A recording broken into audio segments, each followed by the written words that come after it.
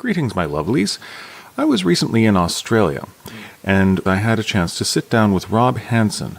Now, Rob is working for the CSIRO. He's wrote a very influential paper on the future of blockchain for the Australian government, and we sat on a panel together. And afterwards, we sat down. He runs a podcast as well. I run a podcast, so we turned on both of our recording devices and interviewed each other. So now you get the chance to hear the outcome of our conversation. It was a lot of fun. Thanks a lot, Rob, for being on the show. This is the Analysis in Chains with Nathan Williams and Neil Kieran.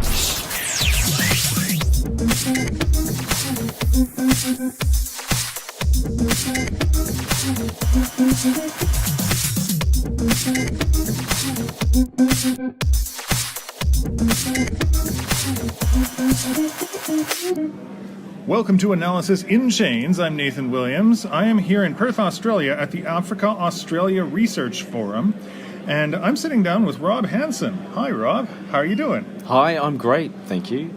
I'm from the Commonwealth Scientific Industrial Research Organisation, CSIRO, which is a research and development organisation here in Australia. So we're responsible for a whole bunch of things, from different types of grains to doing a lot of climate science to developing Wi-Fi. And I work in an area in CSIRO called Data 61. I'm a senior research consultant there.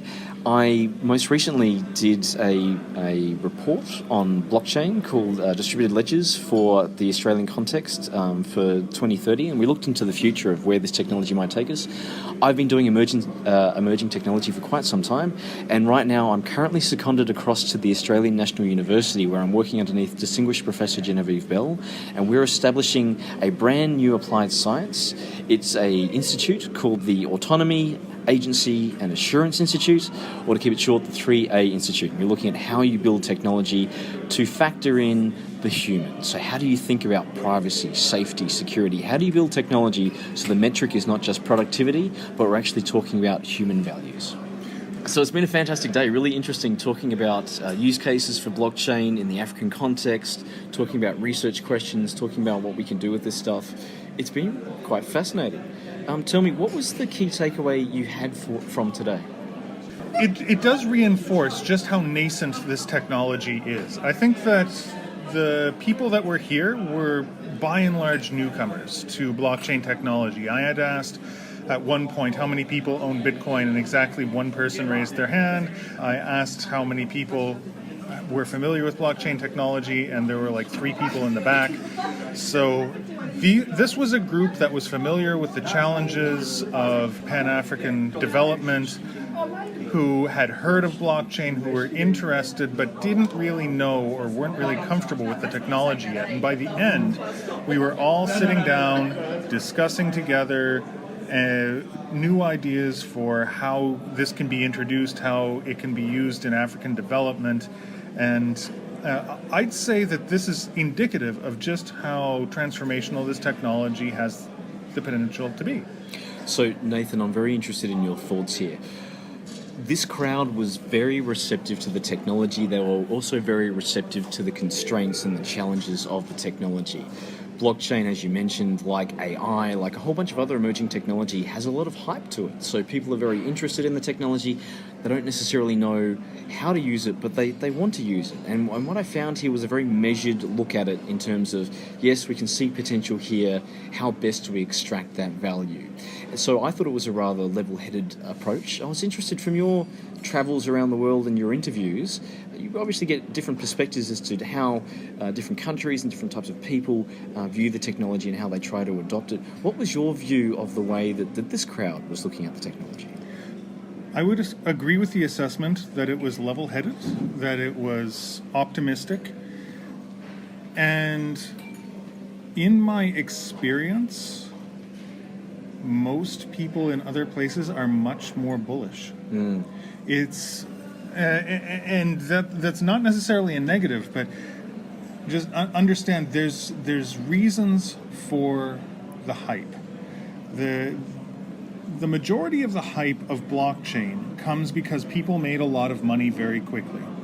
and there's a lot of fast followers wanting to do the same thing. For many of them, they'll find it's a lot harder now.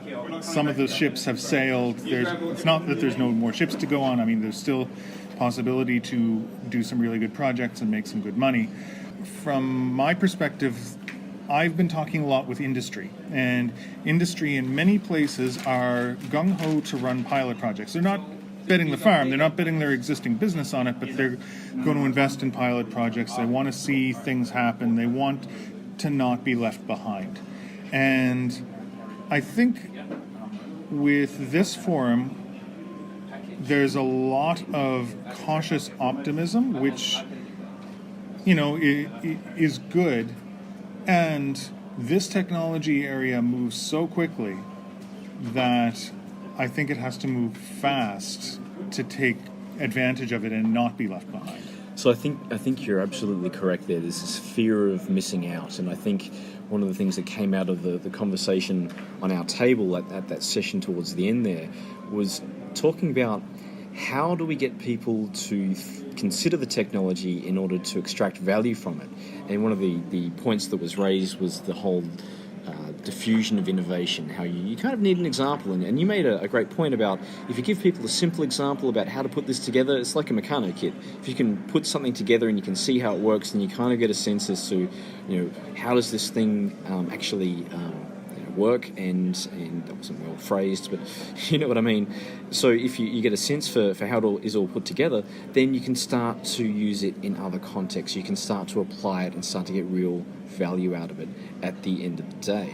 Well, let's not forget who was attending this forum. We had some state representatives and we had some academics, predominantly.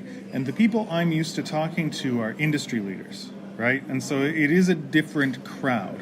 When I talk to state representatives in other countries and academic leaders in other places, it is true that generally you'll have a more measured response because the state and the academics have less to gain in the short term, So... I was going to pose the question to you of, so at the Institute, we're in the business of creating new practitioners that deal with emerging technology, and so they create better technology. They make technology that considers things like values that people have, not just the productivity that it creates. And you were making great points there about ways that people can pragmatically come to grips with the technology. I was going to ask you, did you have any other advice in terms of design, in terms of ways that people can look at proofs of concept or otherwise come to grips with technologies like blockchain such that they can produce better outcomes? Honestly, I think part of it is just going through use cases. We were talking at the end in our small groups about ways that people can learn blockchain, and that's sort of like saying, how can I learn English or how can I learn German? And it's very hard to learn something that is essentially a language or a tool or a platform unless you have a specific problem that you're working on. It's easier to learn English or German if you're trying to go on a trip or if you're trying to give a presentation than if you just want to have a bunch of words in your vocabulary. It's easier to think of and design and learn new use cases for blockchain if you start by just implementing something simple. Now, I spend most of my days talking to people who are doing various use cases, who are not necessarily programming, they're not necessarily designing consensus algorithms, but what they're doing is thinking of new ways that you can use a cryptographically secured structure or a decentralized structure to either eliminate a middleman, to incentivize people who have not been incentivized by previous systems before, to shift power structures, or to provide some sort of immutable record between entities that don't trust each other. And when you start thinking in those terms, the use cases start to become more obvious. It's hard because you really do have to think outside the box. You're used to thinking in terms of, I trust the government to give me my identity, I trust the institutions of the government to keep track of my land titles, and I trust the banks to keep track of my money, and I trust the the existing companies that are out there to keep track of my search engine history and my data. And when we start to question that and think, well, how could this be reorganized so that all of the wealth isn't moving to one centralized entity and a couple of people at the top, and where I maintain control over the data and the things that are valuable to me, that's when we start to play and tinker with these systems, and it gets a little easier. So one of the things that I was trying to impress today when I was talking was that this technology requires multiple disciplines. It requires people from multiple professions to consider what the implications are in terms of extracting the value, but also to think about some of the issues that can come from the novel application of information systems, where we have much more integrity than we had previously, and what that means. And so I often spoke about the fact that we want lawyers involved, we want auditors involved, we want accountants, we want the technologists, we want public policy people involved as well to talk through the issues. And that's the same for AI, it's the same for other emerging technologies as well.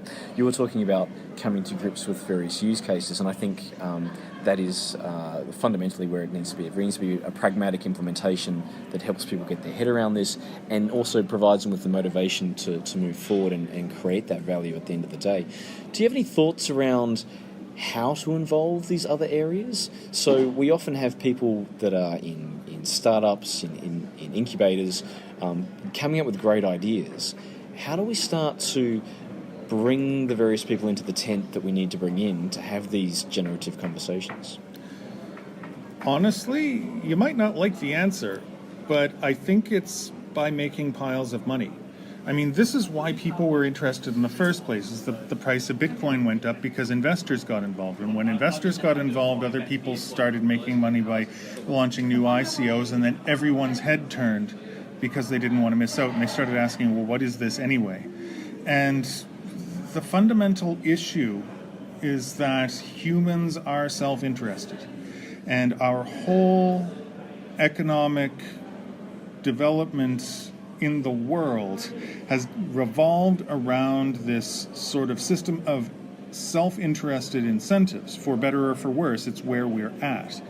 Now, it doesn't mean we have to stay there. It doesn't mean we can't sort of start thinking outside of our own self-interest or come up with more communal ways of living. But it's just where it's at right now. When the price of Bitcoin goes up, people's interest goes in, and when people's interest goes in, that's when they think this can transform the world that we're in, and then we can bring in the academics that weren't looking at it before, the regulators who now have something to lose if they lose control of their monetary policy, which honestly isn't that big of a danger right now, but it's what's sort of looming as a threat. Or what have you, because people would have heard of it now. No one is going to make regulations tomorrow on quantum computing, right? Because it's still 10 to 20 to 30 to 50 years off. You know, the technology people are talking about it, and some experiments are running, but it hasn't disrupted anyone's pocket. So, you know, but blockchain is here now, and by it's the people who are going to make these disruptive leaps forward and make these monetary gains or monetary leaps and challenge the financial institutions. That's what really gets people's heads started. But I turn it around to you, Rob. What did you get out of today, like in terms of the takeaways for how to get people involved with in the academic circle? So let me just start back with what you were saying. So I agree. I think there's often quite a fear of missing out that comes in when people are making money and they're being productive and putting particularly new technology. I think there's a lure with new technology that brings people in. And it's something that you need to be careful about, because that has been shown to cause a few project failures in that space. So yes, that is something that happens. And then it's what happens with the law. The law is reactive. It's not extremely responsive. You get a change in the environment, and then we get case law, or we get people that legislate. And so with technology, you often have a situation where people put in innovation, it does good stuff, but then slowly policy starts to get made, then regulation, then legislation, generally in that order, to create societal response to that technology. How do we get people involved in that conversation, or what did I see today? I saw quite a vibrant conversation today. I was actually quite excited by it. I saw lots of people asking questions, fairly informed questions about how do we use technology, what role does it have, where does it sit within our society, how do you get these sorts of conversations to be more vibrant? How do you spread them? I'm not entirely sure. I wish I knew. But I think places like this are quite useful for that conversation. I just hope it's beyond the academic realm. I think there's, particularly in Australia, unfortunately, things can get labelled as being academic and then therefore not being seen as being pragmatic. I think that's unfortunate. I think there's quite a conversation that can occur between the academy and between industry, and also inclusive of government. But it occurs to me that we don't necessarily have the interdisciplinary folk out there that we need. I think they are out there. I've met quite a few of them. There's some exceptional people, particularly in places like the UN and other places around the world. I hope that what we're doing at the Institute will build a new cohort of people that can think across the disciplines, can think in ways that produce more value. My concern is, and I think I've expressed this several times today, is that there is the potential for people to come up with a great idea, for that to be super successful, for there all of a sudden to be millions of users for a particular app or platform, but then for something to happen. And we've seen examples of this. We've seen, there are quite famous names out there of organisations where we weren't quite sure what we were doing. And I say we, I'm talking about the consumers at large, the users of the internet, got involved, and we thought we were there for a reason, and it turned out that there was a business model and that we were part of that business model, and we weren't quite sure how we fitted into that. And then something happened and we've gone, oh, okay, it's a bit of a different world. But that's part of where we are, right? So as we are dealing with this disruptive wave of technology, it's a learning process, right? It's a collective learning process, and we all need to adjust to that. I'm just wondering if there are ways for us to be more responsive, to be proactive in this space. And to me, the way to do that is to think about things in an interdisciplinary fashion. To be continued.